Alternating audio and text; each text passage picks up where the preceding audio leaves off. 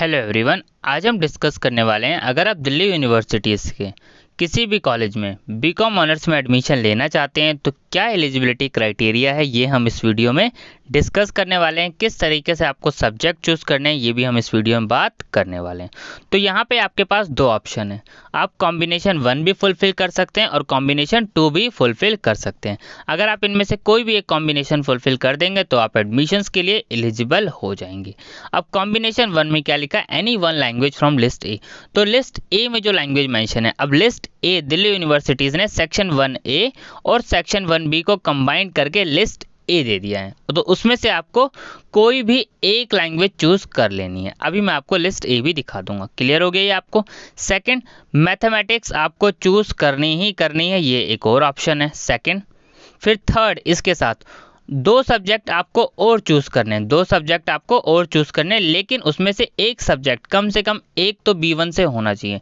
यानी आप list B1 से 2 भी ले सकते हैं और लिस्ट B1 से एक ले लिया और एक लिस्ट B2 से भी ले सकते हैं। अब लिस्ट B1 में कौन से सब्जेक्ट है अभी मैं आपको दिखा देता हूँ और लिस्ट B2 में कौन से सब्जेक्ट है वो भी मैं आपको अभी दिखा देता हूँ। ठीक है, तो पहला कॉम्बिनेशन आपको समझ आ गया। सेकेंड कॉम्बिनेशन क्या है, कोई भी लैंग्वेज चूज कर लीजिए, सेम बात यहाँ के भी की गई है। अब यहाँ पे मैथमेटिक्स की जगह आप अकाउंटेंसी देना ज़रूरी है और उसके अलावा आपको फिर वही सेम बात लिखी हुई है कि आपको दो सब्जेक्ट चूज कर सकते हैं जिसमें से एक सब्जेक्ट B1 से होना चाहिए। आपको सारे सब्जेक्ट का टेस्ट देना है जितने सब्जेक्ट्स यहाँ पे मेंशन है। अगर आप एक भी कॉम्बिनेशन फुलफिल नहीं करेंगे तो आपको एडमिशन्स के लिए जो है एलिजिबल नहीं माना जाएगा। तो चलिए मैं आपको जो है लिस्ट दिखा देता हूँ। लिस्ट ए, लिस्ट B1 और लिस्ट B2 क्या है कि आपको किस तरीके से जो है कॉम्बिनेशन बनाने हैं।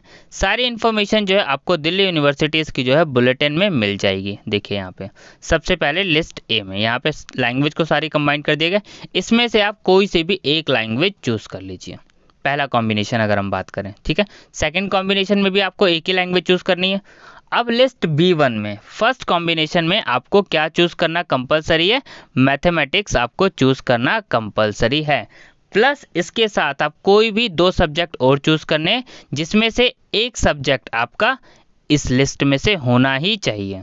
एक सब्जेक्ट आप इससे ले लीजिए या फिर दोनों आप लिस्ट B1 से ले लीजिए तो भी हो जाएगा, कोई दिक्कत नहीं। ठीक है, तो आपको समझ आ गया होगा। सेकंड में क्या है, अकाउंटेंसी। अब आपको अकाउंटेंसी, पहला तो लैंग्वेज है, लैंग्वेज तो आपको चूज करनी है कोई से भी, वो तो कंपलसरी है, ये तो आपको एक चूज करना ही है इसमें से। सेकेंड नंबर पे फिर आपके पास अकाउंटेंसी, सेकेंड नंबर हो गया। और फिर थर्ड नंबर पे क्या ऑप्शन है, लिस्ट B1 और लिस्ट B2 से आपके पास दो सब्जेक्ट और होने चाहिए जिसमें से एक सब्जेक्ट लिस्ट B1 से होना चाहिए।